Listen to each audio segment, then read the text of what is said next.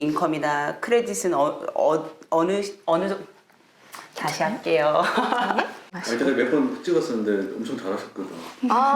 왜 그래? 그게 아니라 써와서 그렇구나. 아니요.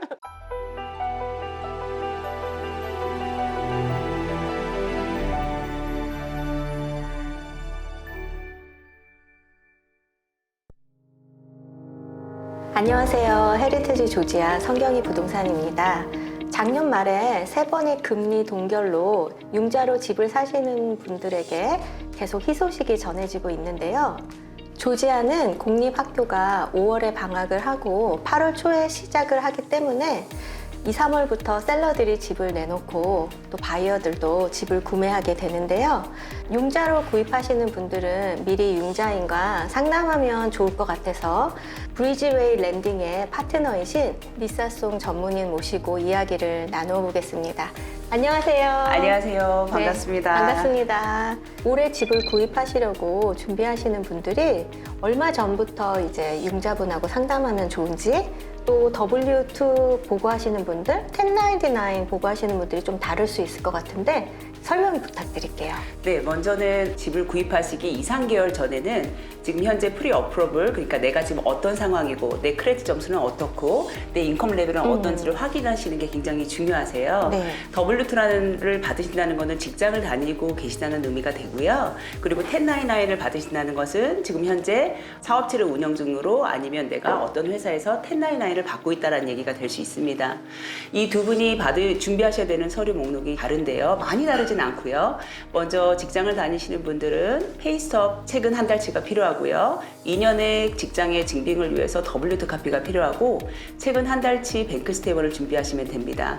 그리고 자영업을 하시는 분들 같은 경우는 사업체하고 개인의 세금 보고서 2년치하고 뱅크 스테이트먼트를 준비하시면 내가 지금 어느 정도 융자를 받을 수 있고 뭘 준비해야 되고 내 상황이 어떻구나라는 걸 아실 수 있습니다. 집을 구입하시기 전 한 2, 3개월 전쯤에 연락하면 가장 좋겠네요. 네, 가장 좋습니다. 네.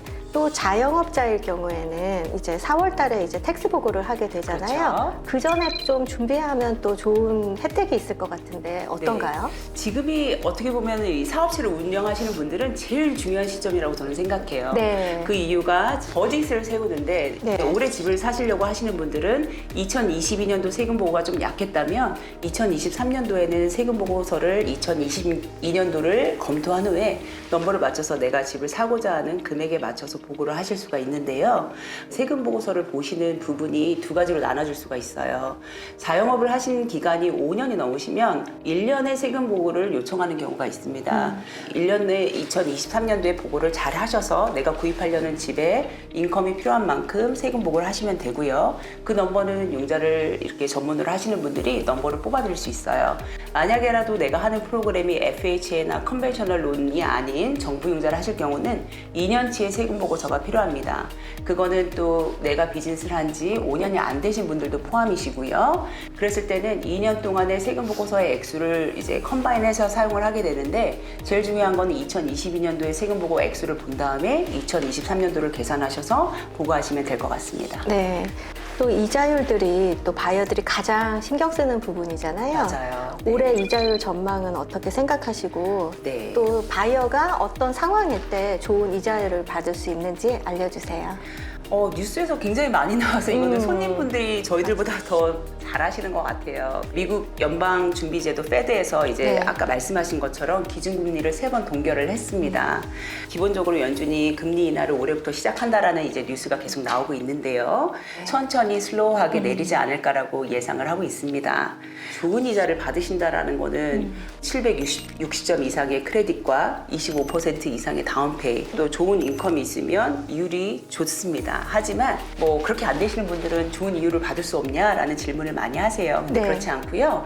미국에서 세워놓은 융자법 중에 3년 안에 집을 구입하신 기록이 없으시면 First Home Buyer로 인정이 되세요. 네. 그럼 First Home Buyer로 인정이 되시고 집을 구입하고자 하시는 카운티의 미디안 인컴 레벨을 확인하시면 그 인컴보다 이제 아래 계시면은 정말 좋은 조건의 세상의 이자를 받으실 수 있습니다.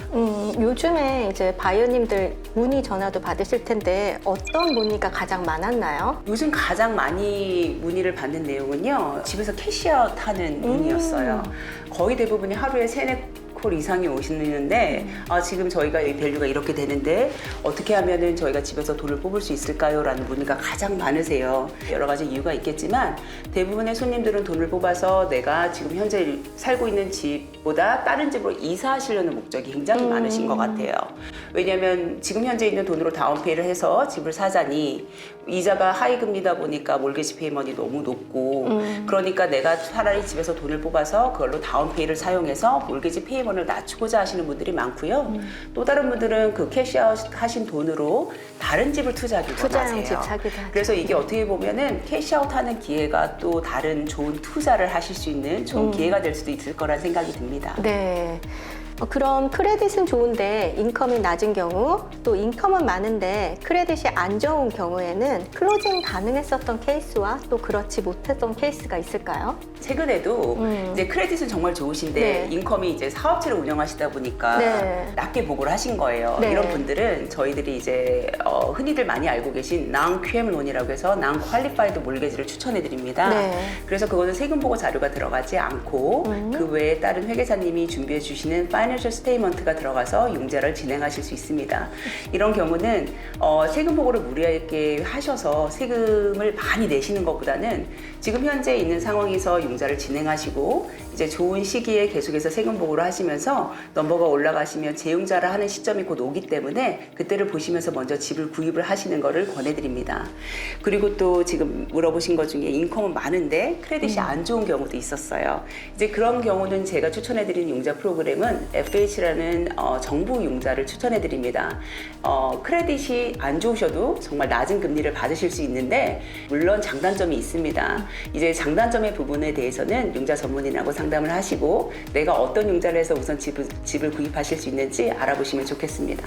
그럼 FH 융자를 할 때 미니멈 크레딧 스코어는 얼마인가요? 580점이면 가능합니다. 굉장히 좋네요. 네, 좋죠. 브리지웨이 랜딩에서 VA 론도 하시나요? 네, 저는 생각보다 VA 손님도 많으세요. 외국 분들도 많이 오시고 하시는데 네, 그거 미니멈 크레딧 스코어? 같아요. 같아요? 580점이고요. 좋습니다. 100% 다운페이 없이도 융자 가능합니다. 와, VA 론 많이 연락 주세요.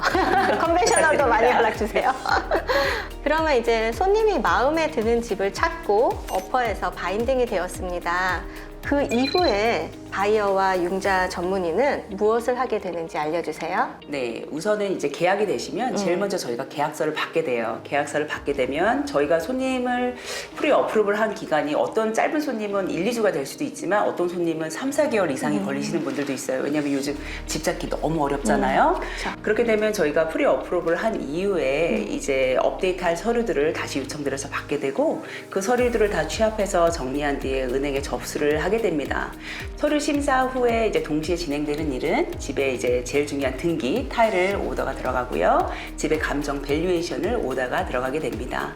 그 동시에 저희가 이제 소요되는 언더라이팅 서류 심사 기간은 하루에서 이틀 정도가 되게 되고요. 거기에 나온 서류 심사관들이 원하는 컨디션들을 이제 취합하는 그 과정을 우리 손님들과 저희가 같이 진행을 하게 되는데 이 기간이 전체적으로 3주 정도가 소요가 돼요. 네, 보통 이제 론 어플리케이션을 하고 컨디션을 어프로브 나와서 다 해결을 해가면서 클로징을 이제 며칠을 앞두고 있는데 클로징을 또 마지막에 못하게 되는 경우도 있잖아요. 네. 그거를 피하려면 바이어들은 어떤 거를 주의해야 할까요? 최근에 이제 어떤 일이 있었냐면 네. 저희 한 손님이 W2 직장을 다니셨어요. 네. 근데 갑자기 회사에서 레이오프를 하신 거예요. 근데 그게 클로징하기 2-3일 전에 일어난 거예요. 네. 그러면 은행은 펀딩을 하기, 클로징하기 3일 전에 전화를 해서 우리 손님분이 아직도 직장을 다니시는지 버벌 베리피케이션을 하게 돼 있어요. 네. 근데 거기서 페일을 하시는 거죠. 네. 이런 경우 융자는 안 되게 됩니다. 안타깝다. 현재 직장을 잘 유지를 하셔야 되는데 이게 내 맘대로 안 되지만 그래도 이제 그 부분이 굉장히 중요하다는 거 기억하셔야 되고요. 또 어떤 손님분 같은 경우는 이제 자동차. 자녀분들이 맞아요. 제일 문제예요. 자동차를 구입하신다거나 아니면 내 자녀를 코사인 해주는 경우도 있어요. 이렇게 되면 크레딧 점수가 기본적으로 60에서 70이 떨어지는 건 물론이고 그 페이먼이 요즘 자동차도 이자 너무 높잖아요. 네. 그 큰 페이먼을 감당할 수 있는데 뎁 투 인컴 레이쇼가 올라가게 됩니다. 이거 내가 내 자녀 코사인하는 건데 내 거 아니잖아 라고 해도 이거는 코사인하면 내 겁니다. 그래서 이게 이제 내 채무로 잡히게 되면 융자가 안 되시는 케이스가 있기 때문에 아주 조심하시는 게 중요할 것 같습니다. 네, 크레딧 카드를 새로 오픈한다거나 하시다가 이제 또 클로징 때 필요한 다운페이를 준비하기 위해서 갑자기 네, 큰 돈을 막 디파짓 한다든지 네. 캐시, 내가 갖고 있는 캐시였는데 우리 부모님이 준 건데 그리고 디파짓 하시면 안 되고요. 꼭 상담 후에 네. 네, 진행하시기 바랍니다. 네, 모든 이렇게 돈이 나가고 들어오는 출처에 대해서 융자 전문인하고 꼭 상담하셔가지고 클로징까지 무사히 잘 하시길 바라겠고요. 또 마지막으로 또 알려주시고 싶은 내용이 있으실까요? 네, 제가 하나만 이제 최근에 있었던 두 분의 케이스가 있었는데요. 네. 지금 클로징 진행 중이신 손님이시기도 한데 어떤 케이스가 있었냐면 손님께서 지금 현재 내가 프라이머리로 아큐파이를 하고 있는 집이 있어요. 네. 근데 그 집을 이제 이사를 하고 싶으신 거예요. 아까 네. 제가 말씀드린 것 같은데 이사를 하고 싶은 마음에 이미 새로운 집을 계약을 진행을 하신 상태에서 네. 내가 다운페이를 내 집에서 뽑아야지 라는 생각에 저와 상의 없이 2차 용자를 뽑으신 거예요. 집에서. 아이고. 자, 이게 2차 용자 뽑으실 수 있죠. 당연히 내 집에 에퀴리가 많은데. 그런데 이분들이 2차 용자를 뽑으시면 이게 무슨 의미가 되냐면 2차 용자도 융자거든요. 그쵸. 그러면 동일한 저희가 집 융자를 신청하듯이 융자 신청서가 들어가고 똑같은 서류가 제출이 됩니다.